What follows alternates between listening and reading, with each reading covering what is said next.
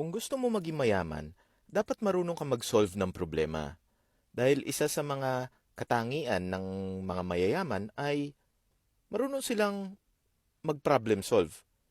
Dahil kung ang problema mo ngayon ay hindi mo alam kung saan ka kukuha ng pambayad para sa kuryente na may halagang 1,000 at problemadong-problemado ka na doon, paano kapag ang pinoproblema mo na ay pambayad para sa kuryente na may halagang 10,000 or 50,000?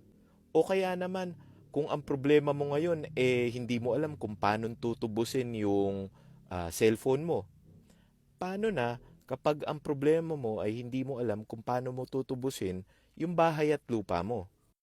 Sa estado mo ngayon, subukan mo ng solusyonan yung mga maliliit mong problema para masanay ka sa pag-solve ng mga problema at masanay ka mag-isip na nag-iisip ng solusyon kesa magreklamo at kesa manisi ng ibang tao.